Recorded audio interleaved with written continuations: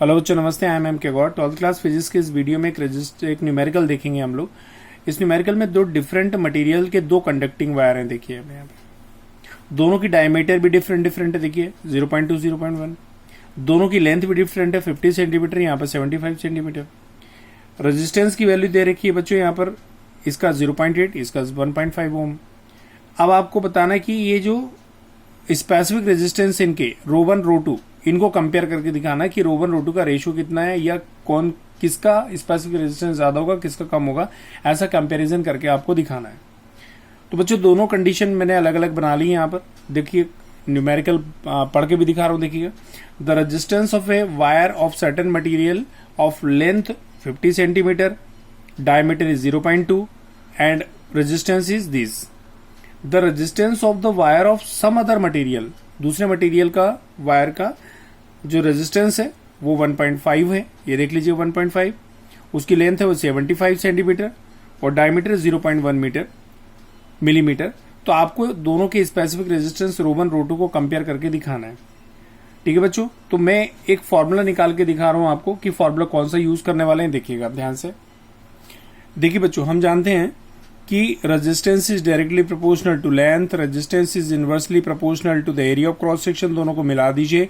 Are is proportional L upon A. यहाँ पर R equal to rho into L upon ही हो जाएगा। इसके बाद में आप इसको इधर ले आई, इसको अपॉन में ले आई, तो रो का फॉर्मूला हो जाएगा आर इंटू ए और अपॉन में कितना एल।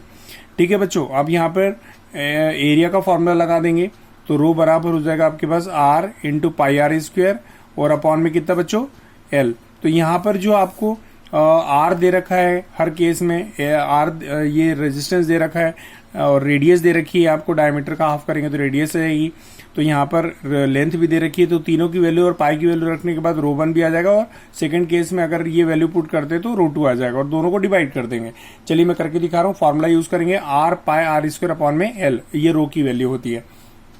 बच्चों देखिए मैंने इस कंडीशन में ये फॉर्मूला लगा दिया, R1 L1 R1 R1 L1 R2 और R2 और ये L2। अब ये वाली वैल्यू यहाँ पुट करिए, ये वाली वैल्यू यहाँ पुट करिए। देखते हैं, पुट करके दिखाता हूं मैं।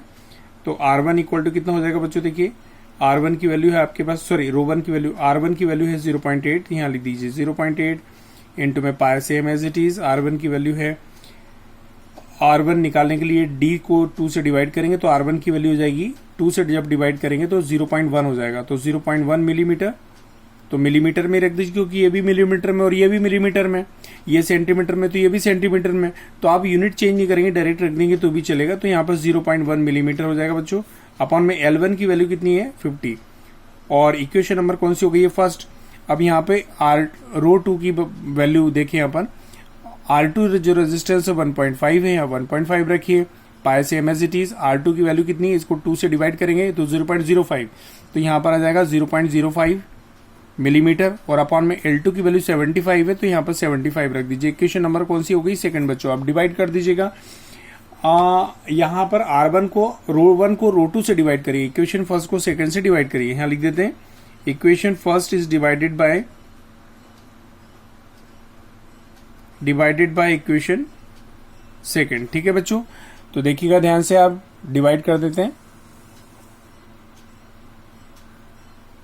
तो यहां पर हो जाएगा रो 1 और अपॉन में रो 2 इक्वल टू 0.8 पाई 0.1 अपॉन में 50 इंटू में डिवाइड और 1.5 इंटू में पाई, और यहां पर है 0.05 और अपॉन में आ जाएगा बच्चों 75। क्लियर हुआ, ये पाई से पाई कैंसिल करेगा। अब यहां पर आर स्क्वायर है, तो यहां पर स्क्वायर कर दीजिएगा, ये स्क्वायर करिए आप यहां पे। और बच्चों आप इसको कैलकुलेट करिए, सॉल्व करिए।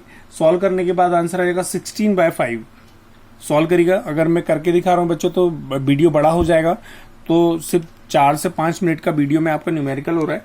आप इसकी प्रैक्टिस करिएगा, क्योंकि मैं करूंगा तो आपका टाइम कंज्यूम हो जाएगा यूट्यूब पे। तो इसको जब डिवाइड करेंगे तो 75 ऊपर चलाएगा, अपन में 50 रहेगा, ये वैल्यू नीचे रहेंगी, ये वैल्यू ऊपर रहेंगी।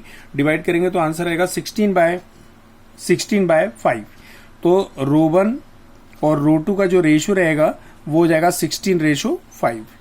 ठीक है बच्चों, तो ये देखिए मैंने कंपेयर करके दिखा दिया, दोनों के बीच में ये रेशो होगा और मतलब रो1 की वैल्यू ज्यादा होगी और रो2 की वैल्यू क्या हो जाएगी, कम हो जाएगी। तो बच्चों आज के इस वीडियो में इतना काफी, मैं स्क्रॉल कर रहा हूं, नोट्स बना लीजिएगा। ये देखिएगा दोनों की अलग अलग केस में मैंने न्यूमेरिकल सॉल्व करके दिखाया। चलो बच्चों, थैंक यू सो मच।